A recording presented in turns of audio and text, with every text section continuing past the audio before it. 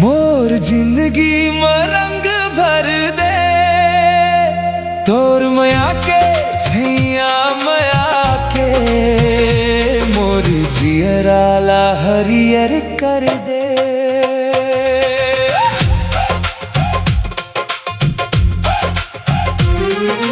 गाँव के माटी महके जैसन, तोर संग घूमे के मन करे।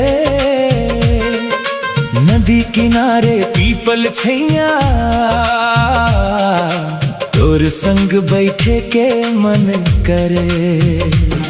तोर हंसी झनकार पर जैसे घुंघरू बोले पाँव में, तोर संग बिताए हर एक पल गीत बन जाते गाँव में। तोर बिना चैन कहाँ मिले, जियरा मोर तोला ही भला, मोर संगी बन जाते, मोर संग जिंदगी बितावे। हाथ धर के हाथ में हर डगर संग निभावे। तोर माया के रंग में रंग के हंसी खुशी जीवो हमन, तोर बिना सुना लागे ये जग सारा ये गगन।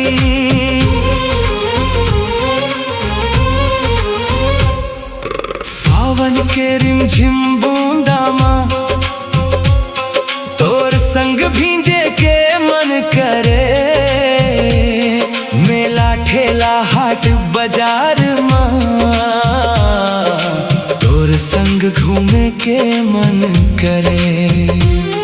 तोर नयन में जादू ऐसन देखत ही दिल हर्ष जाते।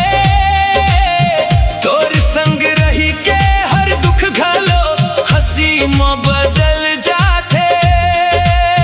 सपना में हर रात दयावस, नाव तोर जप जप मुस्कावा। मोर संगी बन जाते, मोर संग जिंदगी बितावे। तोर बिना ये दुनिया मोला सुनी सुनी लागे।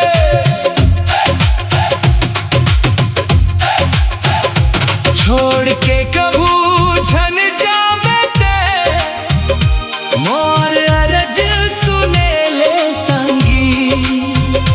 तोर बिना ये जिंदगी मोर सुना पर जाही अंगना वांगी। डोली सजा के ले जाबो, तोर संग घर बसाबो। सात फेरा के बंधन में जिंदगी भर संग निभाबो। माया के दिया जलाबो, अंगना में उजियार भराबो। तोर संग हर दिन तिहार लागे, खुशी के फूल खिलाबो। मोर संगी बन जाते, मोर संग जिंदगी बितावे। तोर संग हर सपना मोर सच्चा बन जाही अबे।